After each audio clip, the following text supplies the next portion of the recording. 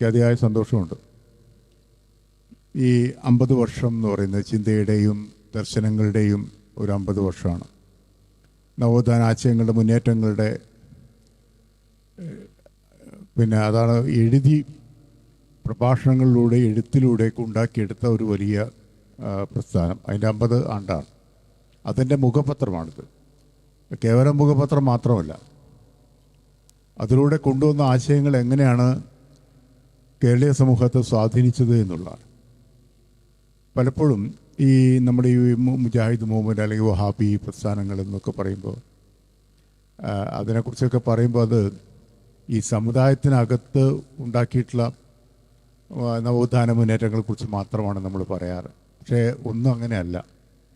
അത് ഇതര സമുദായങ്ങളെ കൂടി സ്വാധീനിക്കും എന്നുള്ള അതെപ്പോഴും അങ്ങനെയാണ്. ഈ ആദാന പ്രദാനങ്ങൾ വളരെ പ്രധാനമായിട്ട് വരും. ഉദാഹരണത്തിന്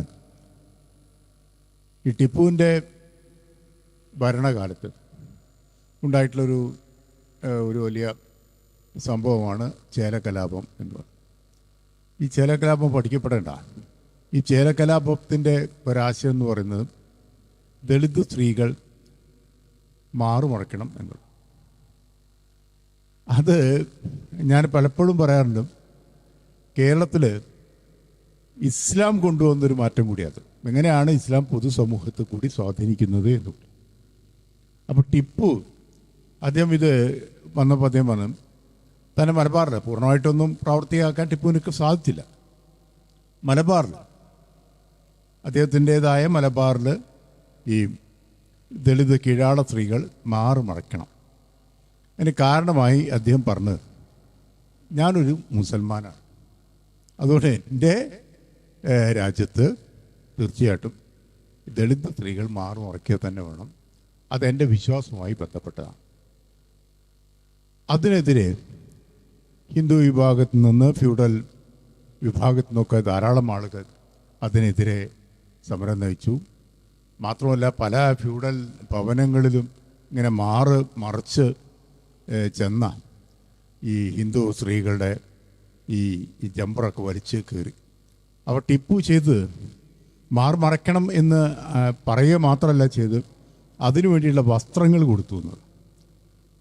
അപ്പം അത് വലിച്ചു കയറി. അതൊക്കെ പലയിടത്തും പിന്നീട് പലതരത്തിലുള്ള കലാപങ്ങളിലേക്കും ഒരു കാരണമായി. പക്ഷേ കാലാന്തരം എല്ലാവരും പൊതുസമൂഹം മൊത്തത്തിൽ അംഗീകരിച്ചു, മറയ്ക്കുക തന്നെ വേണം എന്ന ആശയത്തിലേക്ക്. നമ്പൂതിരി സമുദായത്തിനകത്ത് കീഴാള വിഭാഗത്തിൽ മാത്രമൊന്നുമല്ല, പലപ്പോഴും നമ്മൾ ഈ ദളിതുകൾക്കും കീഴാളർക്കും വേണ്ടിയൊക്കെ സംസാരിക്കുമ്പോൾ പലപ്പോഴും നമ്മൾ മറന്നുപോകുന്നൊരു കാര്യമുണ്ട്. കീഴാള സ്ത്രീകളെക്കാൾ അതിദയനീയ സ്ഥിതിയിലുണ്ടായിരുന്നത് നമ്പൂതിരി സമുദായത്തിലെ സ്ത്രീകളുടെ ജീവിതമായിരുന്നു എന്നുകൂടി നമ്മൾ കാണും. വളരെ ദൈന്യസ്ഥിതിയിലാണ്. വിദ്യാഭ്യാസമില്ല, മാറുമറയ്ക്കാൻ പാടില്ല. ഒരു 92 വയസ്സൊക്കെ ഉള്ള നമ്പൂതിരിക്ക് 17കാരി പെൺകുട്ടീനെ കല്യാണം കഴിച്ചു കൊടുക്കും.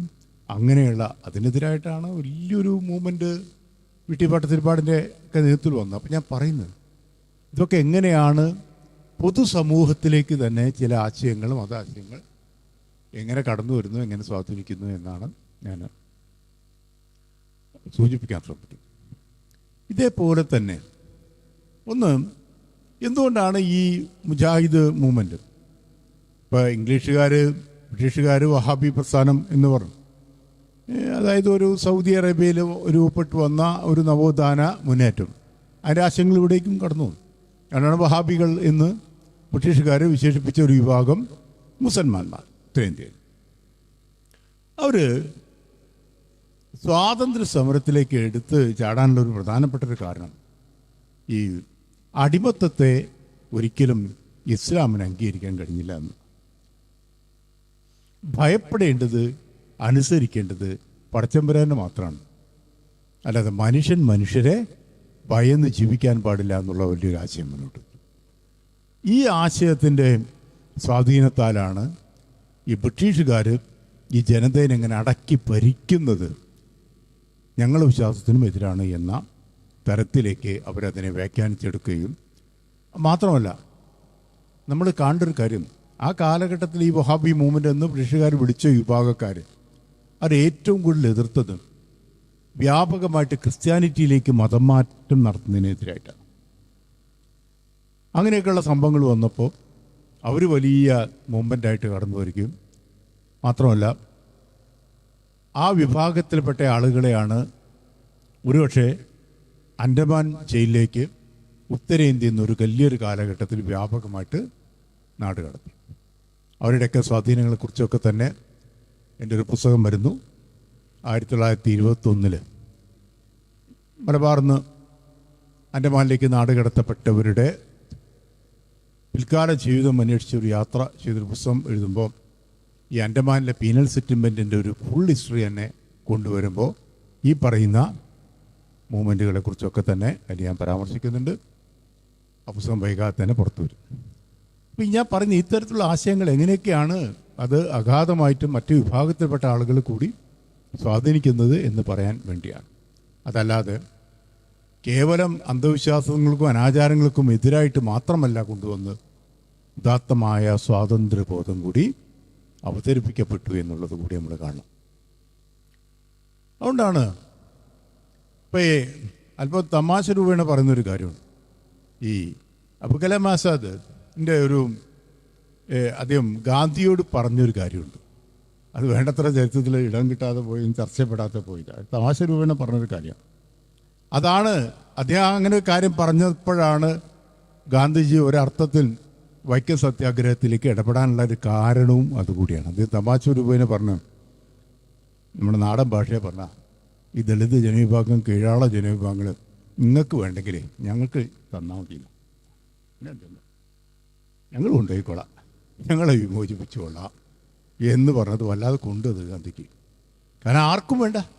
ഹിന്ദു സമുദായത്തെ സംബന്ധിച്ചിടത്തോളം ബ്രാഹ്മണിക്കൽ ഓർഡറിനകത്ത് നിൽക്കുമ്പോൾ അവർക്ക് ഈ കീഴാളർ വേണ്ട, അസ്പൃശ്യരാണ് അല്ലേ. കാഞ്ചാളയുടെ പ്രശസ്തമായ പുസ്തകത്തിൻ്റെ പേര് why I am not a Hindu എന്നാണ്.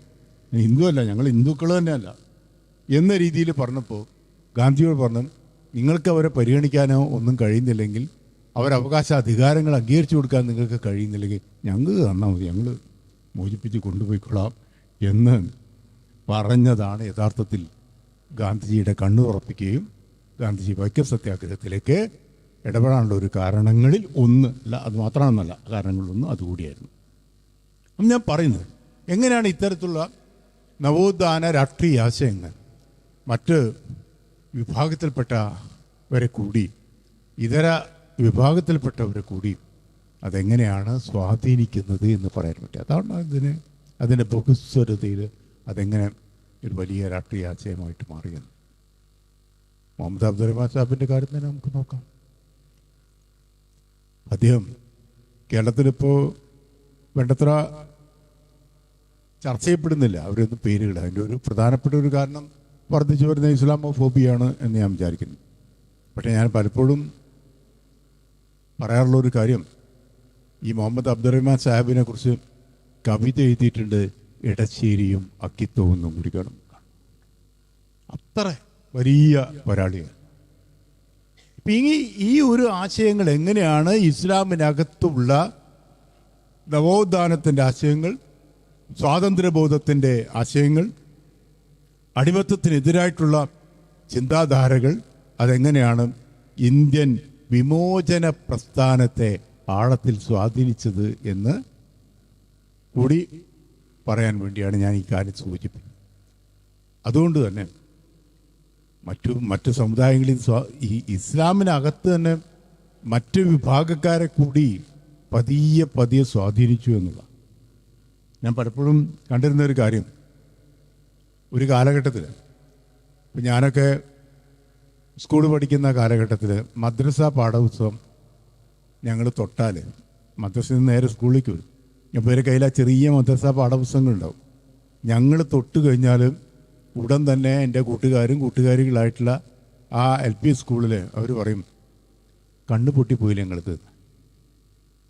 കണ്ണു പൊട്ടിയില്ല, അവർക്കൊരു സംശയമാണ്, കണ്ണു പൊട്ടിപ്പോയില്ല. മാത്രമല്ല ഒരിക്കൽ ഈ പിന്നെ പുതുപ്പാടി ഭാഗത്തൊരു അനുഭവമുണ്ട്. അതായത് ഒരു ദിവസം പുതുപ്പാടി ഭാഗത്ത് വലിയ കാറ്റാണ്. അപ്പോൾ ഈ സ്കൂളിൽ നിന്ന് മദ്രസയിൽ നിന്ന് നേരെ സ്കൂളിലേക്ക് വന്നൊരു കുട്ടീൻ്റെ ഈ ചെറിയ പാഠപുസ്തകങ്ങളൊക്കെ കാറ്റിൽ പാറിപ്പോയപ്പോൾ ഒരു അധ്യാപകൻ അതെടുത്തു കൊടുത്തപ്പോൾ അറിയാണ്ട് അതിൽ ചവിട്ടിപ്പോയി. അവിടെ കുട്ടി അല്ലമുറയിട്ട് നിരോധിക്കുക. അതോടുകൂടി അധ്യാപകർക്ക് പേടിയായി, ഇത് വലിയ പ്രശ്നമാവുമല്ലോ, ഇത് വീട്ടിൽ പോയി പറയുക, അത് മദ്രസയിൽ പോയിട്ട് പറയും. അതിങ്ങനെ വീണ്ടും വീണ്ടും വന്ന അവസാനം ഈ അധ്യാപികമാരൊക്കെ ഇവനെ വിളിച്ചിട്ട് കൊണ്ടുപോയിട്ട് പറയും, ഈ വീട്ടിൽ പോയിട്ട് പറയരുത്, മാഷക്ക് അറിയാണ്ട് പറ്റിയല്ലേ, അവിടെ എൻ്റെ പുസ്തകം എടുത്തു വന്നപ്പോൾ ചവിട്ടിയതല്ലേ എന്നൊക്കെ പറഞ്ഞപ്പോൾ കുറേ നരച്ചപ്പോൾ ഇവൻ ഏങ്ങി പറഞ്ഞൊരു കാര്യം, ഇത് ഉണ്ടായൊരു സംഭവം ഞാൻ പറഞ്ഞു.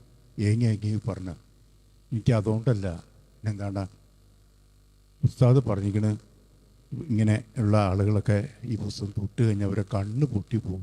എൻ്റെ കണക്ക് മാഷയ്ക്ക് അത്ര ഇഷ്ടമാണല്ലോ ടീച്ചറെ, അവിടെ എൻ്റെ മാഷയുടെ കണ്ണ് പൊട്ടിപ്പോലോ പഠിച്ചോനേന്ന് ആലോചിച്ച് ഞാൻ കരഞ്ഞു പോയതാണ്.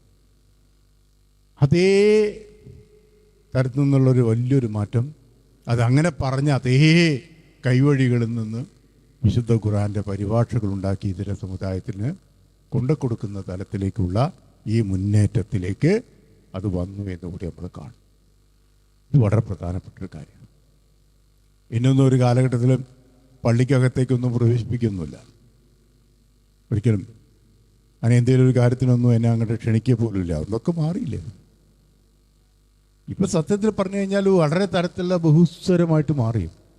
പ്രവാചകനെക്കുറിച്ചും വിശുദ്ധ ഖുർആനെക്കുറിച്ചുള്ള ചർച്ചകൾ പോലും എല്ലാവരെയും ചേർത്ത് പിടിച്ച് നടത്തുന്ന ചർച്ചകളിലായി അത് മുന്നേറിക്കഴിഞ്ഞു എന്നുള്ളത്, ഇത്തരത്തിലുള്ള ആശയങ്ങൾ എങ്ങനെയാണ് സാംസ്കാരിക ജീവിതത്തെ സ്വാധീനിച്ചത് എന്നുകൂടി നമ്മൾ കാണണം. അതുകൊണ്ട് ഈ വർദ്ധിച്ചു വരുന്ന ഈ പലതരത്തിലുള്ള മുസ്ലിം വിരുദ്ധത, പിന്നെ വായനയെക്കുറിച്ച് പറഞ്ഞല്ലോ, വായന കുറഞ്ഞിട്ടില്ല, അതെന്ന് വെച്ചാൽ വായന കൂടി. പക്ഷേ വായന മിക്കവാറും ഈ പൈങ്കിളി ഈ സാഹിത്യരചനകളിലേക്ക് പോയി എന്നുള്ള അതാണ് അതിൻ്റെ ഒരു കുഴപ്പം. എന്ന് വെച്ചാൽ ഈ യൂറോപ്പിലെ ഫാഷനെക്കുറിച്ച് പഠിക്കുമ്പോൾ ഉള്ള പ്രധാനപ്പെട്ട ഒരു കാര്യം പഠിക്കപ്പെട്ടത് എന്താ വെച്ചാൽ ഈ സെമി ലിറ്ററസി എന്ന് പറയും. സെമി ലിറ്ററസി ഫാസിസത്തിൻ്റെ വളർച്ചയ്ക്ക് കാരണമായി. സെമി ലിറ്ററസി എന്ന് പറഞ്ഞാൽ ഈ പൈങ്കിളി ഭാവുകത്വം എന്നാണ് അതിൻ്റെ അർത്ഥം. അങ്ങ് ആഴത്തിലൊന്നും അറിയില്ല, എന്നാൽ കുറച്ചൊക്കെ അറിയും ചെയ്യാം, ചെറുതായിട്ടൊക്കെ വായിക്കാനറിയാം. അതാണ് ഈ പൈങ്കിളി സാഹിത്യം. ഭാഷയിൽ ഒരു ഭംഗിയൊന്നും അവർക്ക് അറിയാൻ പറ്റില്ല. അപ്പോൾ ഈ പൈങ്കിളി സാഹിത്യത്തിൻ്റെ, മലയാളത്തിലൊക്കെ ഉള്ള പൈങ്കിളി സാഹിത്യത്തിൻ്റെ വ്യാപനവും അപ്പൊളിറ്റിക്കലായിട്ടുള്ള ആശയങ്ങളുടെ വ്യാപനവും ഈ ഫാസിസത്തിനും വംശീയതയ്ക്കെതിരായിട്ടുള്ള നിശബ്ദതകളും, പ്രത്യേകിച്ച് യൂത്തിൻ്റെ ഒരു വലിയ അപകടകരമായ നിശബ്ദതയും ഒക്കെ നമ്മൾക്ക് ചേർത്ത് വായിക്കണം പുതിയ കാലഘട്ടത്തിൽ. ഇത് മാത്രമാണ് എനിക്ക് പറയാനുള്ളത്. കുറച്ച് സമയം കൂടുതലെടുത്തു. എന്തായാലും അതിയായ സന്തോഷമുണ്ട്. വിചിന്തനം ധാരാളമായിട്ട് വായിക്കപ്പെടട്ടെ. ഈ ആശയങ്ങൾ ഇനിയും മുന്നോട്ട് പോകട്ടെ. അരനൂറ്റാണ്ട് ഒരു നൂറ്റാണ്ടൊക്കെ ആയിട്ട് മാറുമ്പോഴും ഈ കെടാത്ത ഈ വെളിച്ചം ബാക്കിയാവട്ടെ. വിശുദ്ധ ഖുർആൻ്റെയും പ്രവാചകനും ലോകത്തിന് സമ്മാനിച്ച വെളിച്ചത്തിന്, അതിനെ പുതിയ പുതിയ അർത്ഥതലങ്ങളിൽ പ്രയോഗിക്കാൻ ഇത്തരത്തിലുള്ള ക്യാമ്പയിനുകൾ കാരണമാകട്ടെ എന്ന് പറഞ്ഞുകൊണ്ട് എല്ലാവിധത്തിലുള്ള പിന്തുണയും പ്രഖ്യാപിച്ചുകൊണ്ട് എല്ലാ ആശംസകളും നടന്നുകൊണ്ട് നിർത്തുന്നു. നന്ദി, നമസ്കാരം.